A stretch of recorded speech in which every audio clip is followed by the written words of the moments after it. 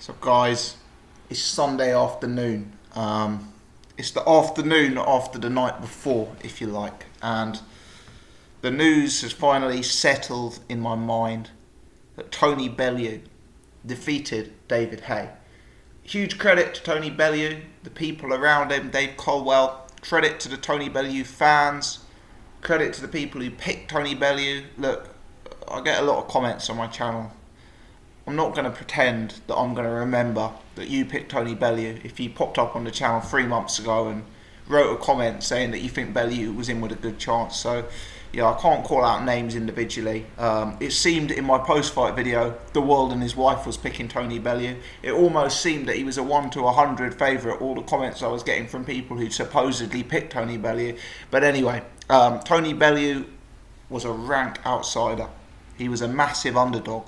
And he's gone out, he's got the job done against David Haye, and he deserves all the credit in the world for this. Tony Bellew, look, as you can see, I'm not as long in the tooth as some boxing fans, but certainly in the time that I've been watching boxing, Tony Bellew has to go down as a guy who has upset the odds and as a guy who has caused upsets probably more than any other active British fighter, I've got to say that.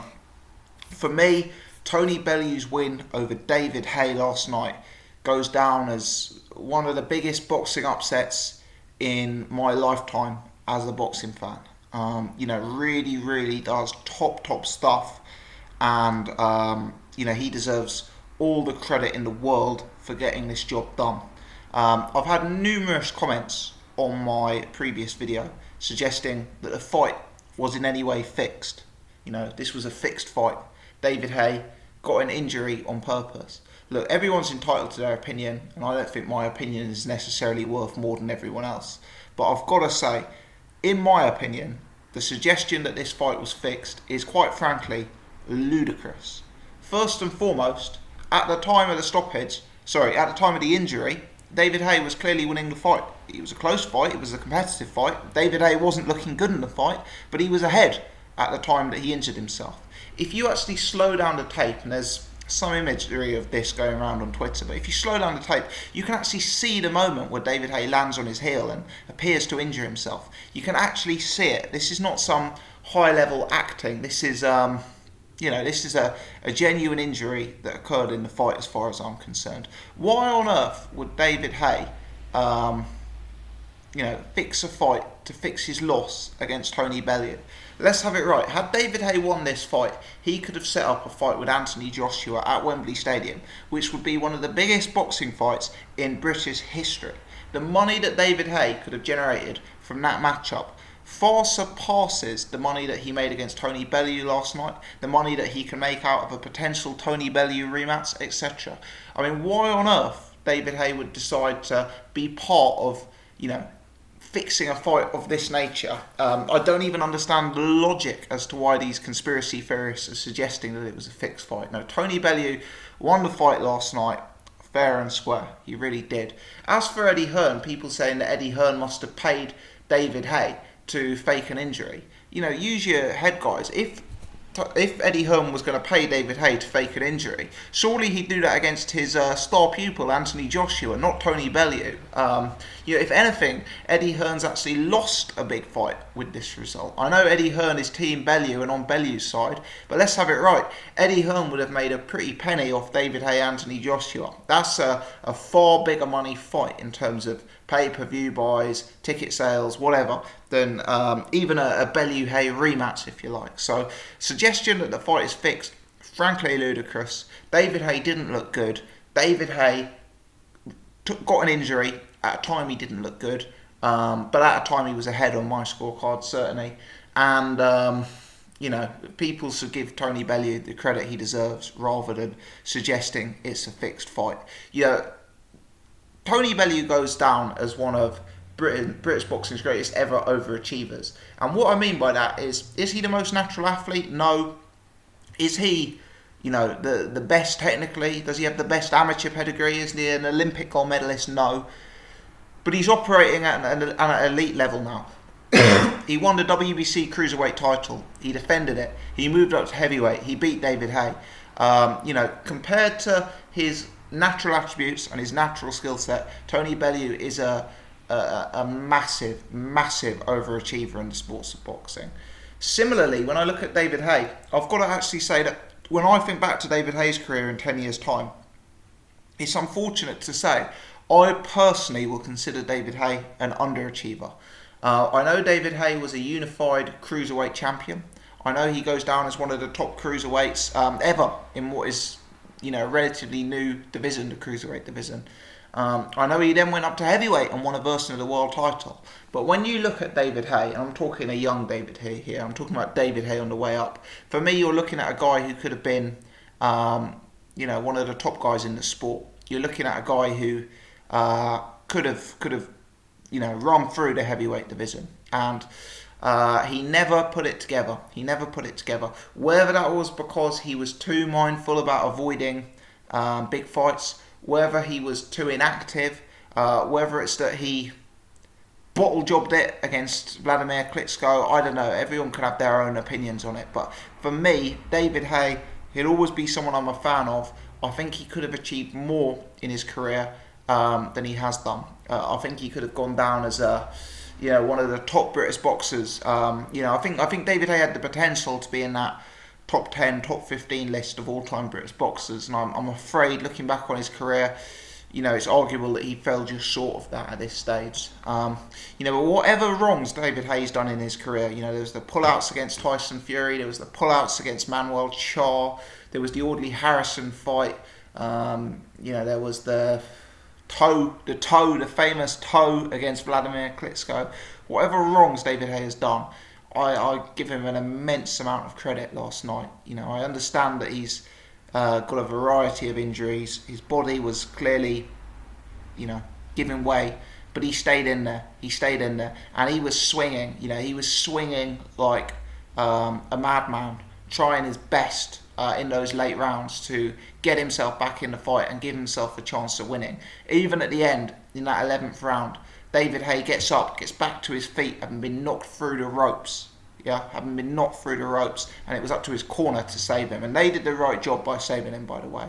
On the official judges' scorecards, all three judges had Bellew up 96-93. So, with that round 11 being a 10-8 round with David Haye knocked down, Shane McGuigan did absolutely the right thing to pull his man out, because there was no way David Haye was coming back to win that fight on points at that stage, and you could see his chance of a knockout had dissipated. But credit to David Haye, he showed a huge chin against Tony Bellew. At no point did I actually think Tony Bellew's punches actually hurt David Haye. I more just thought that his body and balance was so broken, and Tony Bellew was obviously coming on so strong, being the man who had the ability to use both of his legs, that David Haye was more just sort of worn out of the fight and broken out of the fight by Tony Bellew. But David Haye showed a good chin, he showed excellent heart, and I give him a lot of credit for this fight. And if you disagree, if you think the fight is a fix, if you think David Haye's a mug, fine. But I'm not going to change my opinion on that. I give him credit for this fight. I think he showed more in defeat here than he did with a majority of his wins throughout his career. And, credit goes to both men for being involved in this matchup. It wasn't a barnstormer. It wasn't a classic fight. A lot of people seem to be spinning the narrative that this was a great fight. It was an interesting fight. It was an intriguing fight. It was a different fight. It wasn't a classic. This was no Gatti Ward. Let's have it right. This was a bizarre fight that caused intrigue without being a classic for me. So where do both guys go from here?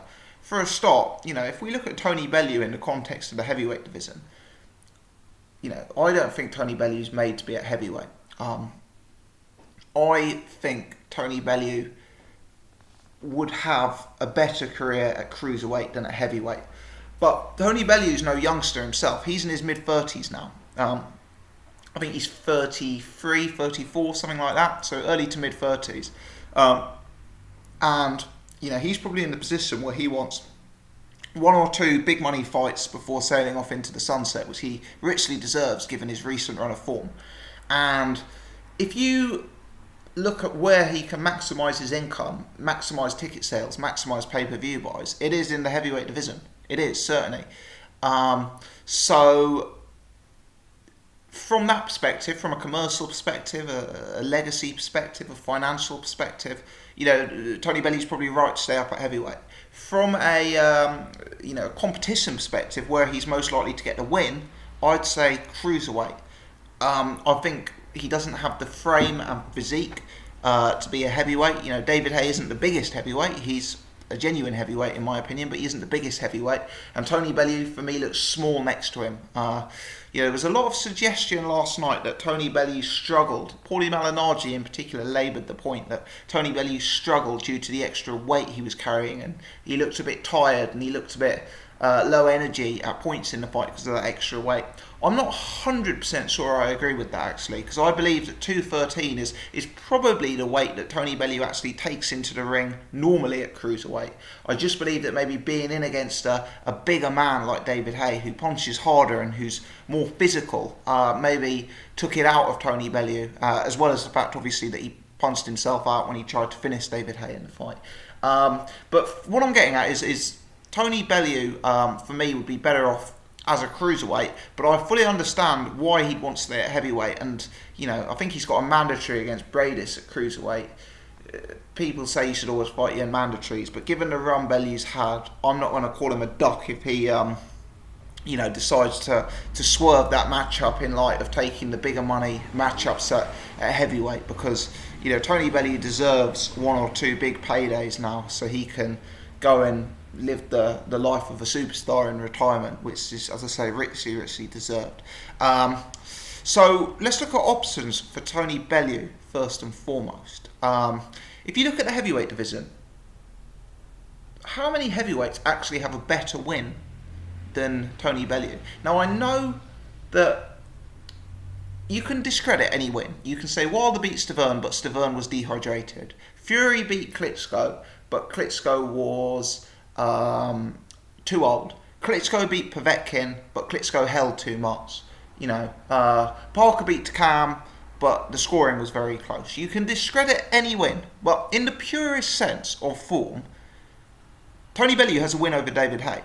Now, I suggest from a form perspective, Tony Bellew's win over David Haye, at this stage, and the date today is March the 5th, at this stage in March the 5th, you've got to say that his win over David Haye represents a stronger win than anything Deontay Wilder has on his resume. It's a bigger win than Bermane Stiverne and Arthur Spilker and those sort of guys.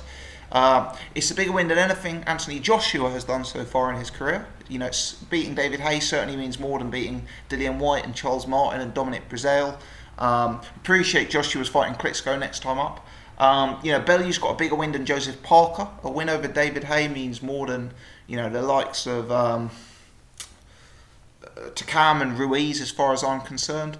And I know people will try and discredit it and say Haye had one leg, but when you look on BoxRec, when you look back on someone's CV, Tony Bellew has a win over David Haye, and that means a lot. The only two guys you could consider as having bigger wins than Tony Bellew are Tyson Fury, who's currently in retirement, so I'm not going to factor in, and Vladimir Klitschko, who's obviously got wins over David Haye himself, wins over Alexander Povetkin, wins over Kubrat Pulev, etc.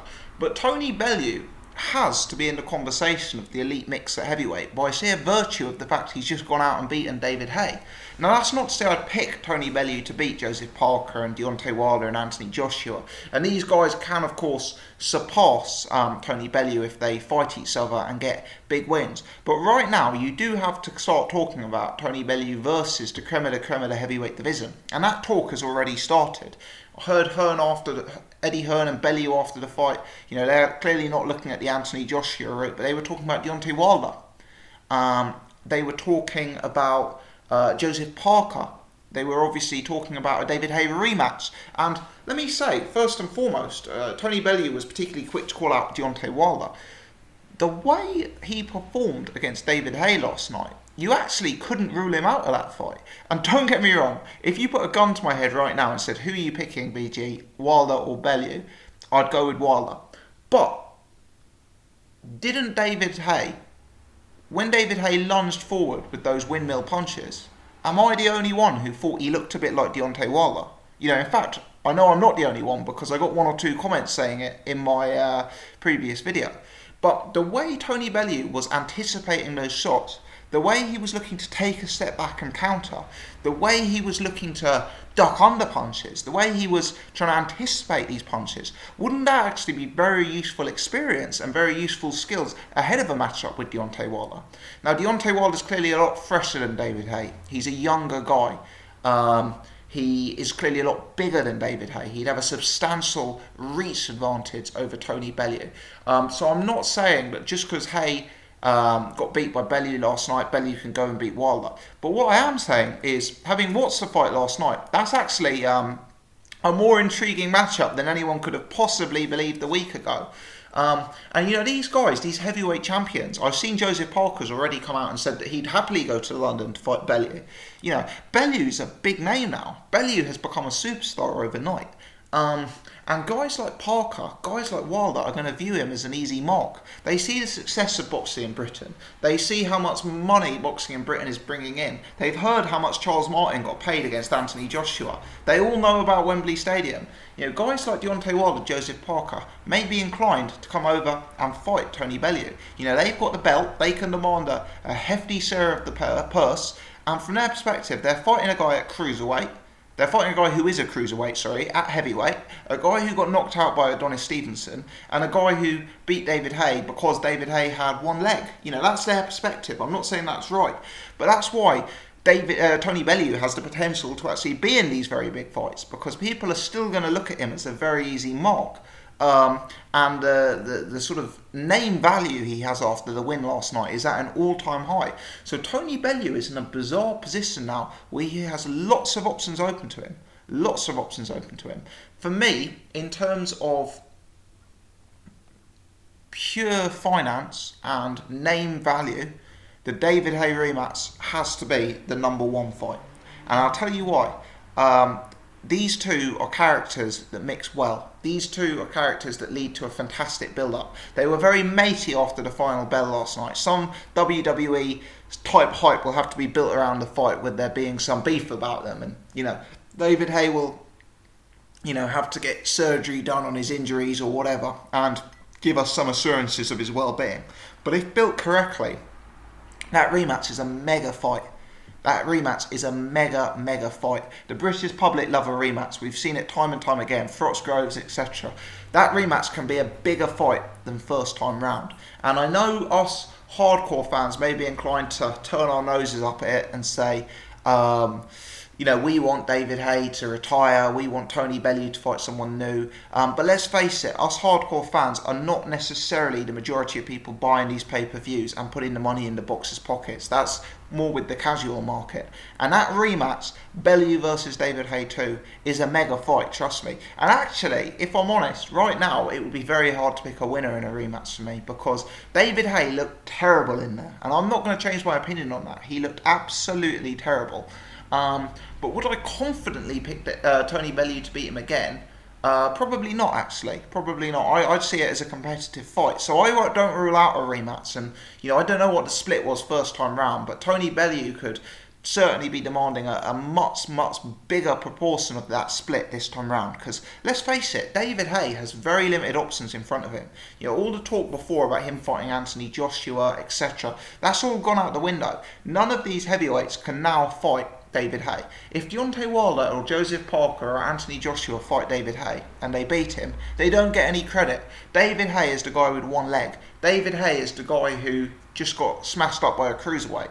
David Haye is no longer an attractive option to any of these fighters. None of them whatsoever. Yet they're still going to be inclined to give him a swerve because he's going to demand a big payday because he's a big name, and presumably if he can have surgery, he still carries power at a fairly aggressive level. So I think David Haye has very limited options in terms of, where he goes from here. He's clearly a very shrewd, cunning businessman. He makes great moves outside of the ring, and who knows? Who knows? I'm sure he can find some way of snaking his way back into the sport if his desire remains after this. But for me, the only fight that's out there for David Haye right now is the Tony Bellew rematch, and I think David Haye's got to look to make that fight, even if it's for Bellew getting the vast lion's share of that purse, because that's his only way back to credibility. If David Haye comes back, smashes up Bellew, and says, look, the first fight was an anomaly because of an injury, I wanted to pull out of the fight, but I couldn't because I pulled out too many times and the public wouldn't forgive me, so I showed heart and fought with an injury, and it bit me, but now I'm back, Haymaker 3.0 or Haymaker 4.0, whatever it is this time round. Perhaps he can be back in the running for those big fights if he goes and beats Tony Bellew and knocks him out, and perhaps the big name fighters at the top of the sport will then give David Haye another chance in matchups with them, because they'll view him as an easier mark and a big name and a big payday. But Father Time's catching up with David Haye. David Haye's 36, he'll be 37, 38 before you know it, and he's not got a style that ages well. David Haye's all about speed, power, he's athletic, he's explosive. If you look at the fighters who are successful into their 40s, guys like Floyd Mayweather, guys like Bernard Hopkins, these are technicians. These are guys who use angles. These are guys who use the jab. These are guys who hit and not get hit. They're not guys who rely on pure athleticism, pure explosion like David Haye's done throughout his career. So David Haye, for me, he looked like an older guy in there last night, and his opportunity is he's either got to make a decision to retire, or he's got to get back relatively quickly, right that wrong against Tony Bellew, and then try and settle one last mega fight, because his body is breaking down. He's had injury after injury after injury, and he looked older in there. He didn't look as fast. His punch didn't look as hard. His timing was well off, miles off. I've never seen David Haye that inaccurate. Perhaps that was a balance issue due to his injury. Perhaps that was just Father Time. I don't know. But yeah, David Haye, he's got a very, very limited time span now to go out and right those wrongs. And for me, Tony Bellew is the fight he must take in a rematch in order to put himself in a good position. And I think Tony Bellew will be inclined to give him a rematch, because I fundamentally think it'll be the biggest money payday for Tony Bellew, and I think it'll be a fight that creates huge publicity and even more celebrity around his name. And who knows, maybe it could even be a trilogy. And boxing fans love a trilogy, or certainly love a rematch anyway. Do I think Tony Bellew has a chance against the likes of Joseph Parker and Deontay Wilder? I make him an underdog in both of those fights. I do make him an underdog in both of those fights. I think he'd have a severe disadvantage in terms of size, a severe disadvantage in terms of power, a severe disadvantage in terms of athleticism. But I'm never going to write Tony Bellew off again, because how many fights is it in a row now that I've written Tony Bellew off and got it wrong?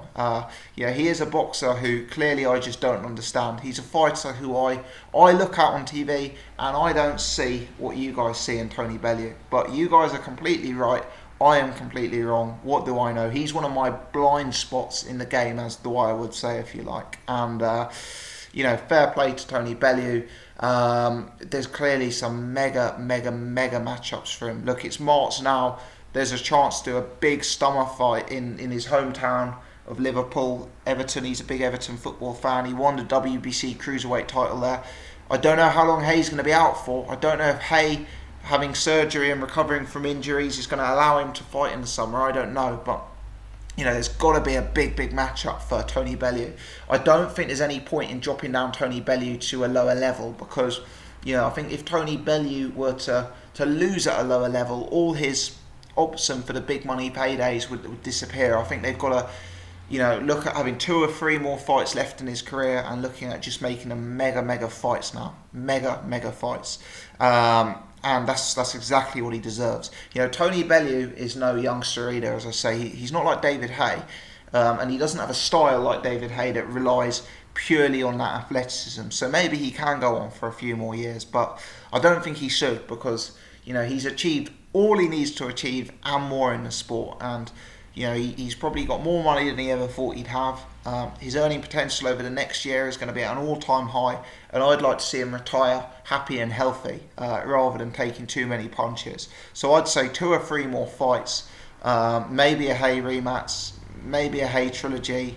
You know, maybe go for a shot at the heavyweight world championship and do something crazy. But who knows? Who knows? I just don't see any way back in boxing if David Haye doesn't fight Tony Bellew. You know, I don't see how David Haye works his way back up to the top without that. You know, who knows? Who knows? Let me just try and work out if I've got anything else to say. I got a question: was David Haye injured in the lead up to this fight? I'm sure he was, yeah, because. You know, the way that leg gave way, or the knee, or the Achilles, however you want to phrase it, the way his body sort of gave up on him. For me, that's something that's been problematic for him before. I think David Haye's the kind of guy who's got all sorts of problems wrong with his body, and he's fighting against almost like father time, as I say, and I'm sure he's come into the fight with some sort of injury. I think he probably hadn't aggravated it to the extent he did in the fight, but that's just my take on it. I guess one other question, and I don't know the answer to this, so you guys can let me know your take on this. Clearly, Tony Bellew is only at a stage now in boxing where he's only going to be interested in the pay-per-view fights. I just think after Tony Bellew's career to date, is he going to be interested in boxing on a Sky Saturday night show in Liverpool against, a European level opponent? Probably not. But if you look back at the pay-per-views Tony Bellew's been involved with, he's very much been either the B-side or a 50-50. So cleverly Bellew, I'd say that's a 50-50 split. Haye versus Bellew, Bellew was very, very definitely a B-side. A lot of New Zealand fans were speaking to me and saying, Haye versus Parker Bellew versus Parker is a massive pay-per-view fight in the UK. And I'm actually not 100% sure it is. And I'm not saying it definitely isn't. I'm just saying I'm not 100% sure that Bellew versus Parker is a massive pay-per-view fight in the UK. Because as we've already discussed in this video, the people who buy the pay-per-views are not the boxing hardcore. They're not necessarily sitting down and watching my YouTube channel. They're guys who, are just sports fans who buy into the Sky hype. And the truth is that the majority of those guys haven't heard of Joseph Parker. Now, they've certainly heard of Tony Bellew after last night, but is Tony Bellew the kind of guy who can basically headline a pay-per-view as the A-side? Because to my mind, he hasn't yet done that in his career to date. And whilst this win over David Haye is certainly going to take him to complete new heights in terms of level of name, I'd say it even puts him above the likes of Kell Brook and James DeGale. Is he at the stage where he can necessarily headline it on his own? I'm not so sure. So I think for me, the Haye fight is just such an easy pay-per-view fight to make that I think it does make sense. But I'm rambling now. I've gone on for too long. So let me know your thoughts on this, guys. As a David Haye fan, I'm slightly sad, but even though I'm someone who doesn't appreciate Tony Bellew historically as a boxer, I'm pleased for him as an individual, and I think it's a great, great story and what boxing's all about. So let me know your thoughts on all the comments I've made in this video.